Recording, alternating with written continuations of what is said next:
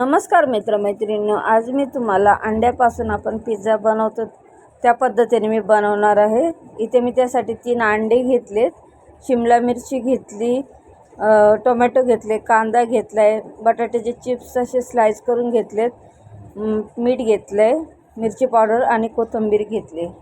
आता आपण इथे अंडी ही फोडून घेऊया। याच्यात मी इथे 3 अंडी घेतली। तुम्हाला 2 घ्यायची 2 घ्या, जास्त 4 घ्यायची 4 घेऊ शकताय, तुमच्या आवडीनुसार तुम्ही अंडी घेऊ शकताय। आता मी तिन्ही पण अंडी फोडून घेतली यामध्ये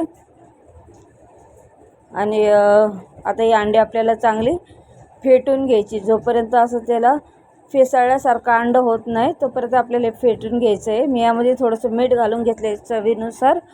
आता हे सर्व आपण व्यवस्थित फेटून घेऊया। जोपर्यंत त्याला असं फेसाळत नाही तोपर्यंत याला फेटत राहायचं आहे सारखं। बघू शकताय तुम्ही अंडं आपले आता एकदम फेसाळल्यासारखं झालं आहे। आता यामध्ये मी थोडीशी मिरची पावडर घालून घेते, ती पण आपण व्यवस्थित फेटून घ्यायचे छान मिरची पावडर पण। आता हे सर्व फेटून झालं। आता साईडला ठेवून मी कढई गॅसवर ठेवली, त्यावर 1 चमचा तेल घातलंय आणि जे आपण कापून घेतलेल्या वस्तू आहे, हे बटाट्याचे स्लाइस केलेले ते घालून घेऊया। आधी सर्व असे व्यवस्थित पसरून घ्यायचे, कढईचं पूर्ण प्लेन असं आपण हे ठेवून घ्यायचं। आता कांदा कापून घेतलेला तो पण यात ठेवून घ्यायचा आहे आपण। सर्व व्यवस्थित अशी वस्तू ज्या आहेत त्या सर्व अशा व्यवस्थित पसरून घ्यायच्या आहे। टोमॅटो पण मी यात ठेवून घेतले, बघू शकताय तुम्ही। तुम्हाला जी भाजी आवडेल ती पण तुम्ही यात घालू शकताय। शिमला मिरची घेतली मी यामध्ये घालून। तर सर्व व्यवस्थित ठेवून झाले आपले हे।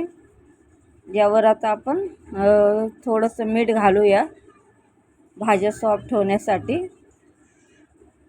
आणि आपण यावर 10 मिनटं झाकण ठेवून घेऊया। 10 मिनटं झाले, अजून थोडं सॉफ्ट होण्यासाठी आता पुन्हा मी झाकण ठेवलं। बघू शकता भाज्या सॉफ्ट झाल्यात। आता यावर मी मिरची पावडर घालून घेणार आहे, कोथिंबीर थोडी घालून घेतले आणि थोडंसं ती राहिलेला मिरची पावडर पण मी यात टाकून घेतलं आहे। आता यामध्ये आपण जे अंडं फेटाळून घेतले ते पण यात आपण सगळीकडे असं व्यवस्थित पसरून जाईल प्लेन असं ते घालून घ्यायचे पूर्ण भाज्यांवर। त्याला आपण थोडीशी कोथिंबीर घालून घेतली मी। आता यावर आपण झाकण ठेवून 15 मिनटं असं वाफू द्यायचं एकदम कमी गॅसवर। 15 मिनटं झाले, बघू शकतो आपण। साईडने आपण एकदा त्याला चेक करायचं की ते साईड मोकळी झाले का। त्याच्या अजून व्यवस्थित ते बनलं नाही, म्हणून यावर आता आपल्याला परत थोडा वेळ झाकण ठेवावं लागेल। 5 मिनटं अजून झालेत। आता बघू शकता, आता आपण परत ह्या साईडच्या कडा काढून बघूया निघतं का। आता हे व्यवस्थित सॉफ्ट झाले।